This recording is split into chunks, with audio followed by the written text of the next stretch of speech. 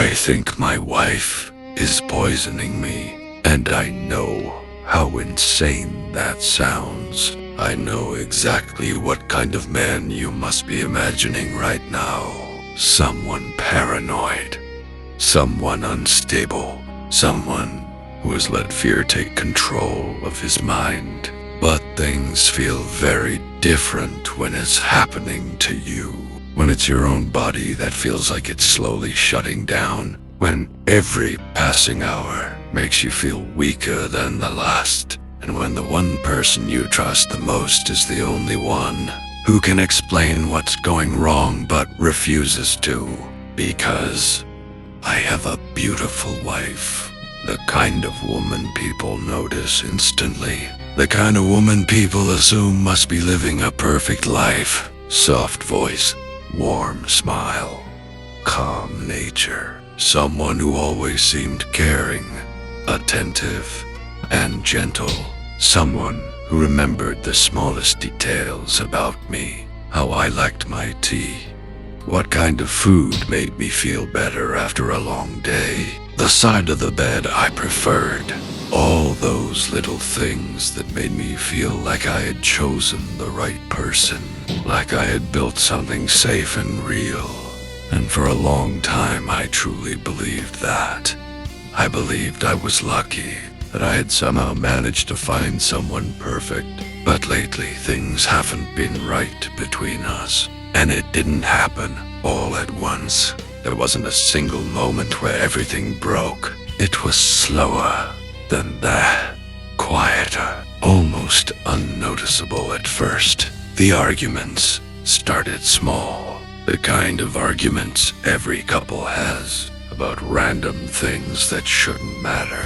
But slowly, they became more frequent, more intense, and every day started to feel like it was leading to another fight. Every conversation felt like it was walking on thin ice, like one wrong word could break everything again, and eventually it became exhausting. The house didn't feel like home anymore. It felt like a place where something was always about to go wrong. And then came the argument that I can't stop thinking about the one that changed everything.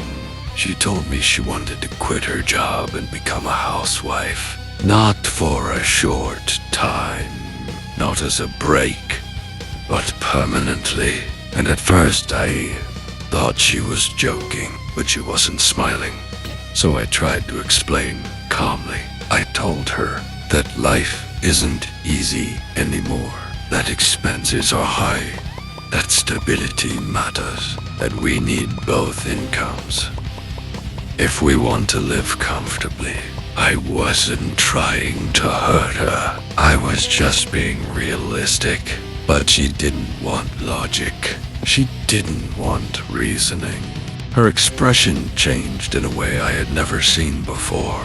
Her eyes hardened. Her voice lost its warmth. And suddenly the conversation turned into an argument. Voices got louder. Words got sharper. And before I could even process what was happening, she slapped me hard. The sound echoed in the room, and for a moment everything went silent. I just stood there, frozen, my cheek burning, my mind trying to catch up. But she didn't apologize. She didn't even look guilty. She just turned away and walked off, muttering under her breath that she should have married into a rich family. And that sentence stayed with me. It kept repeating in my head long after she left. But I didn't follow her. I didn't argue anymore. I told myself it was just anger, just frustration. People say things they don't mean when they're upset. So I chose to forgive her. I chose to move on. And maybe that was my mistake. Because the very next day, everything changed. She changed completely. It was like the argument never happened. She woke up early, made breakfast, smiled at me like nothing was wrong. But it wasn't normal. It was more than normal. She was sweeter than ever. Her voice softer, her behavior more affectionate. She kept checking on me, asking if I needed anything. If primerawa, is it okay? If I had slept well. It felt overwhelming, but also comforting. Like maybe she was trying to fix things. Like maybe we were going back to how things used to be. And I let myself believe that. I wanted to believe that. She started cooking my favorite meals every night. Not occasionally, but every single night.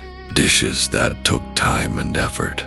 Dishes that showed care. She also started bringing me my favorite drinks, exactly the way I liked them. And at first it felt good.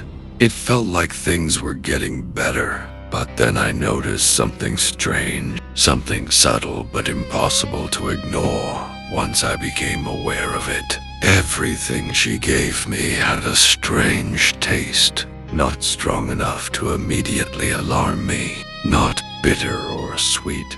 Just slightly off. Like something didn't belong. I asked her about it, casually at first, thinking maybe it was just a change in ingredients. But she smiled and told me it was all in my head. I asked again the next day, more directly this time, and she laughed.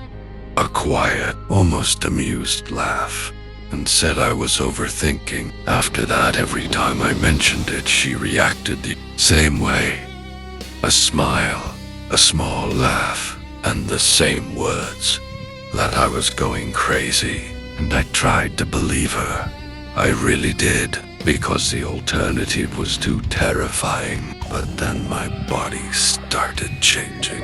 It started with headaches, dull at first, but then sharper, more frequent. Then came the fevers, waking me up in the middle of the night with my body burning and my heart racing. Then the dizziness. Standing up became difficult. Walking felt unstable. Sometimes the room would spin, even when I was sitting still. And then came the weakness. My legs felt heavy. My arms felt slow. Even simple tasks became exhausting, like my body was slowly shutting down. And this morning I could barely get out of bed. It took everything I had just to stand. I made my way to the mirror, and when I looked at myself, I froze. I didn't recognize the person staring back at me. My face looked pale, tired, hollow. My eyes looked empty, like something inside me was already gone. And in that moment, the thought became impossible to ignore. What if she is actually poisoning me? I told her we need to go to the hospital, but she refused immediately. No hesitation. She said it was nothing serious, that I was overreacting, that I just needed rest. And then she said something that hasn't left my mind since. She said she would take care of me herself, and the way she said it didn't feel comforting. It felt final, like a promise, or maybe a decision that had already been made. And now, I'm lying here, too weak to argue, too tired to think clearly, trying to convince myself that this is all in my head, that I'm just overthinking. But deep down, I know something is wrong, because at this point, I'm not scared of dying. I'm scared that I'm right, and that the person I trusted the most is the one slowly killing me, because I think my wife is poisoning me.